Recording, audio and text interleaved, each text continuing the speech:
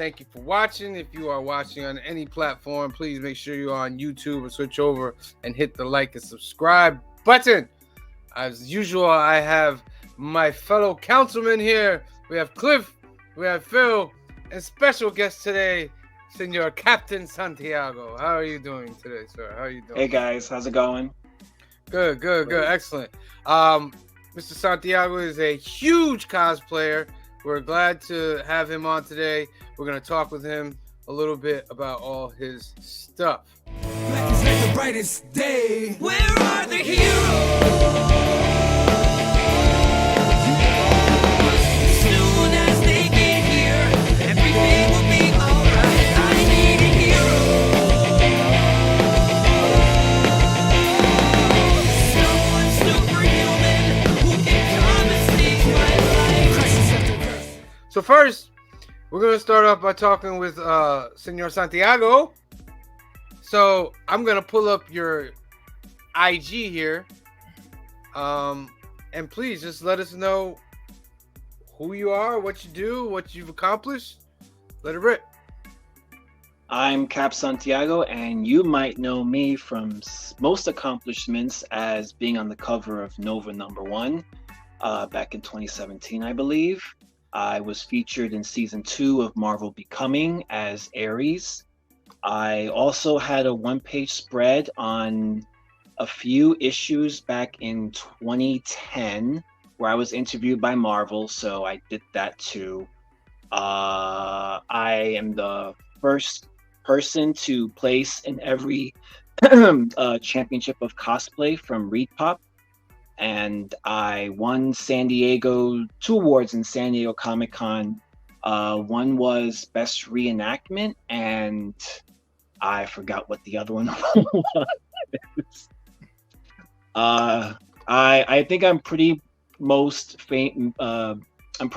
known for being Bucky Cap, the Winter Soldier version of Captain America. That's how I met you. Where people noticed me In 2008, when I was with when I was with Dave O'Connor and we were in Philadelphia and we see you and he's like, look, I know him. And I was like, okay. And we just like rolled up on you and like, let's get a picture. So it was just like really, and then it just became like an ongoing thing for a little while because I was heavily going to shows from 2008 to 2012 to 17. I mean, it got weaker after 2012, but I was seeing Dave like nonstop. And if I didn't see him, friends of friends were seeing him. Shout out to Kevin, who's had to be your roommate at a few conventions. Yeah. I gotta say, like, those were the good old days at Comic-Con. They were the good old days. Even you feel it, you know?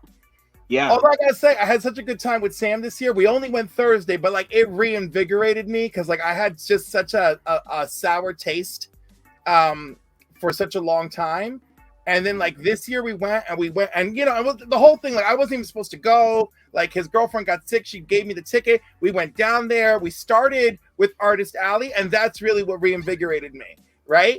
And then like when we went upstairs, like Sam had not experienced a show this big before, and I didn't really appreciate that because we're the same age. So we're like walking around. He's like, that's $5 million in comics next to us. I'm like, yeah, it is. And he's like, it's $5 million in comics. And I'm like, yeah. Oh my god. Oh, this is exciting. Oh, okay. So I have a question. Yeah. Being that you're so experienced and well done in this genre, what advice do you have, since today's show is about giving wisdom for new collectors? What wisdom would you give for new cosplayers? I would say start simple. Start with something that's fun that you want to do. I just realized recently that for the past couple of years, I've been competing in a lot of shows, and I tend to get very nervous the day it's happening, and then my nerves start kicking, and I'm not having fun.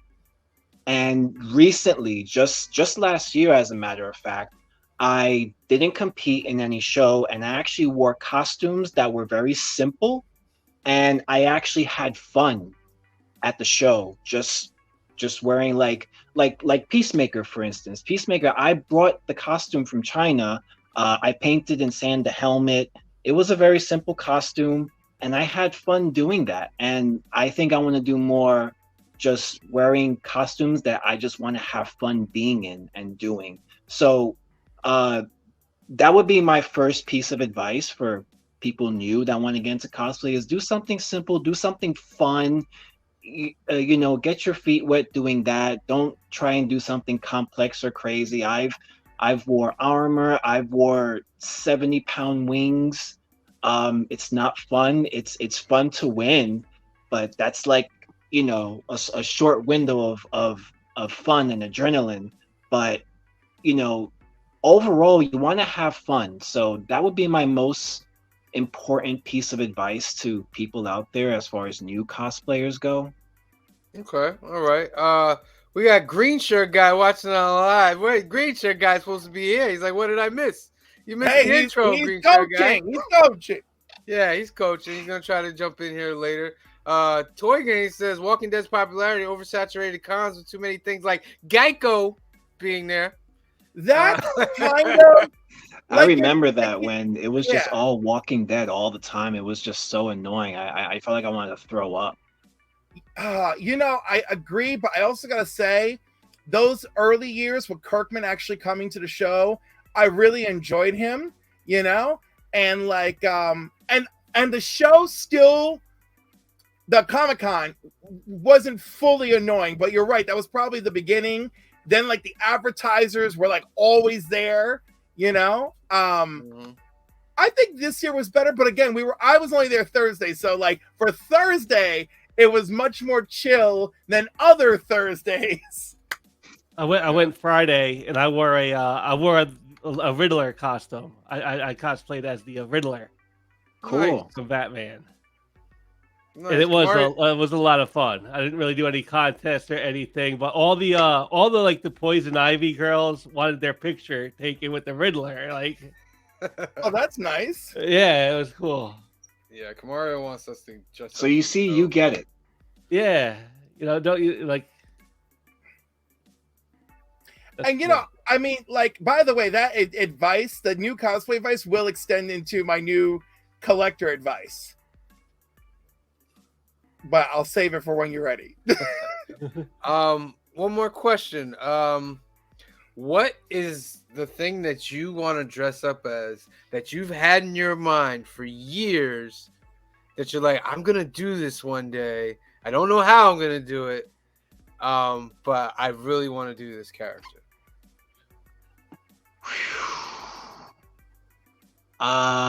Probably Lion-O from Thundercats. Nice. I remember the TV show on the Cartoon Network, and a group of friends of mine, we were all actually planning on doing that version of Thundercats with the armor and stuff, and Panthro with the two metal forearms and hands. But it just didn't happen. It's always hard when you have people from different states and trying to figure out when are we all going to be in the same convention together and when are we going to do this. So it's very difficult. But I've always had in the back of my head of doing classic Lion-O, but I don't want to just paint myself. I want to add like patches of fur and stuff like that, so I look more cat-like. So that's on my bucket list to do. Most definitely. I just got to figure out how to go about doing that. So that's where like little bits here and there, I'll think of something and then I'll be like, oh, well, that's interesting. And I'll just write it down. And, I have to really be focused and be in the mood to start a new costume. So with Lion-O, it's been years in the making, so to speak. So yeah, I think that's the only one I really All right. really pretty want to cool. do. Lionel's a favorite. That's pretty Yes. cool. All right, and Well, it's appropriate for you since you're the ultimate cat dad. Yeah, we saw those pictures of cats. We love cats. Cats are awesome. All right. So last question. It's not even a question. Tell us of anything that you have upcoming. Or do you have anything upcoming so people can know? Well, I'm actually I think I have Big Apple Comic Con coming up. I'm actually going to be working as like a programmer for the speed dating event, which I wasn't expecting to take charge in. It became a suggestion, and then it became, oh, write a proposal. Let's get this on the table. We'll have a meeting and a sit down with Mike, who's the founder of Big Apple Comic Con.